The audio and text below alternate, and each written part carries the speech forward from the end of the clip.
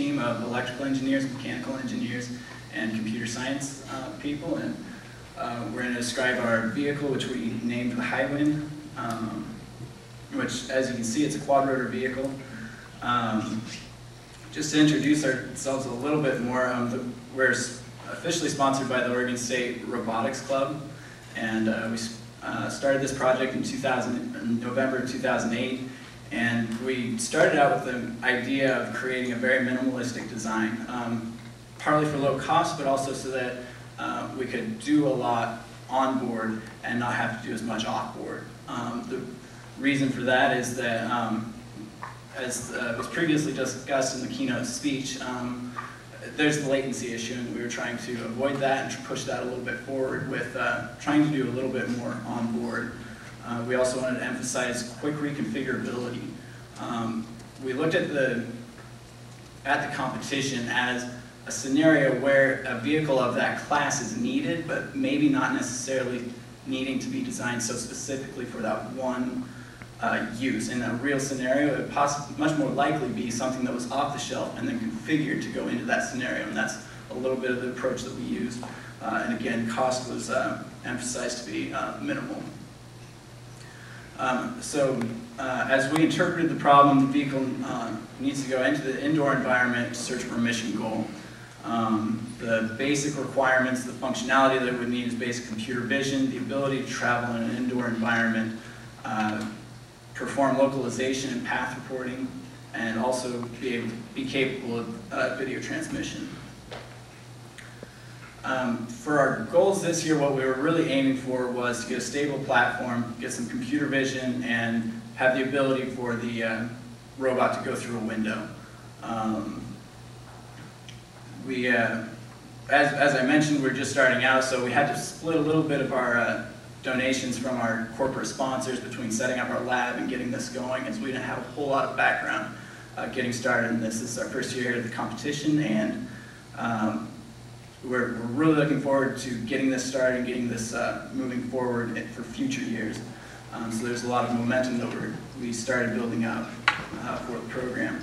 Our goals for next year is to get our SLAM implementation a little bit better, computer vision advancements, and we also would have some technology set aside for ultra-wideband triangulation for beacons that will allow us to triangulate our vehicle within the building.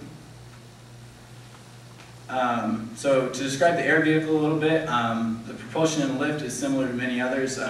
We use Hacker motors. The lift is similar to the previous team's presentation. It can get about 3 kilograms. The I2C motor controllers that we decided to use, originally we decided to use some radio control ESCs, and they were able to update at about 50 hertz, and we found that wasn't quite acceptable for what we were trying to get done, so we went with some other ones that gave us 500 kilohertz refresh rate that we could communicate with through I2C, and that allowed us to directly interface them from a high-level Linux operating system running on the gum sticks that we chose. Also, we're using a 5 ampere hour lithium polymer battery. That gives us about 12 to 15 minutes of flight time, so we have a little bit of fudge room in case something goes wrong or it takes a little bit longer to get through the external of the building. As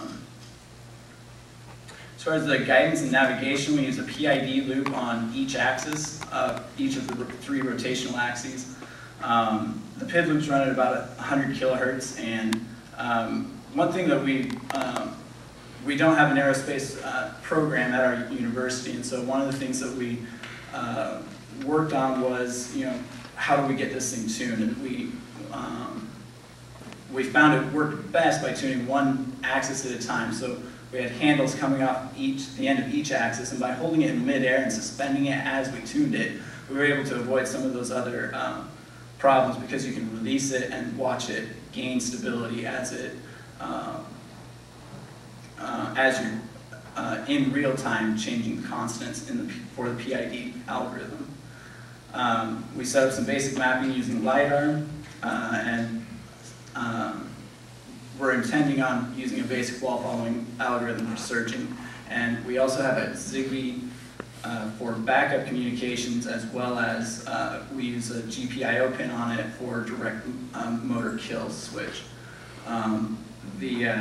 An output from the Zigbee on board is connected directly to the reset line on the motor controllers, which renders them, cuts the power to the motors immediately.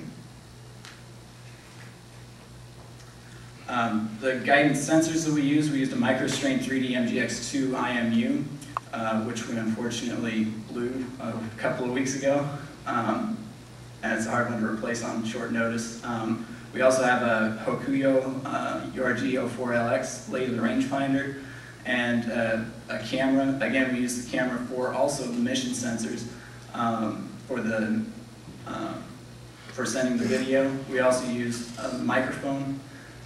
We have microphone ports on our processor board that we can use for triangulating the sound inside of the building.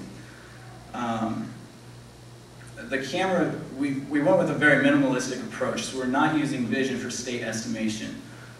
We saw that as a little bit too high processor, too intensive of the processor to even think about running it on board. And I'll get into a little bit later about how we made it very expandable so that we can do some of those things off board very easily.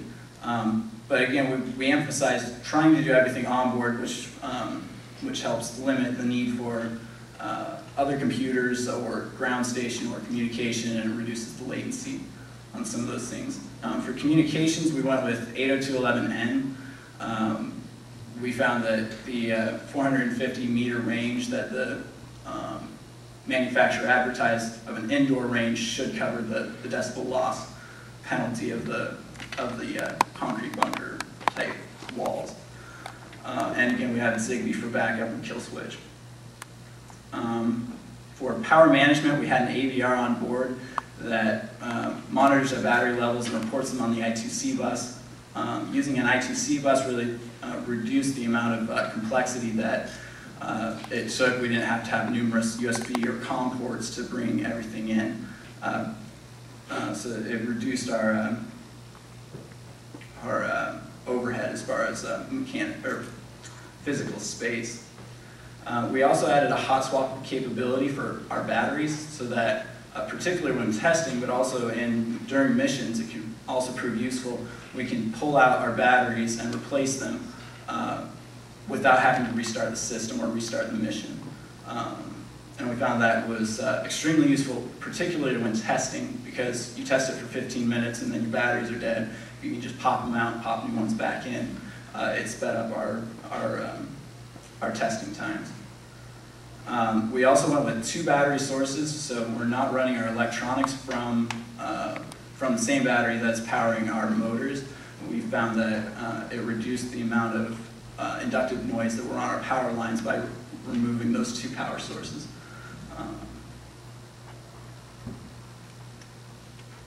As far as procedure goes, we tried to keep it as simple as possible, so connecting the batteries and then connecting to it through an SSH terminal to start the program is all that's needed. We also created some custom PC software using GTK Toolkit, so we have very nice graphical utilities for everything from starting the mission to graphing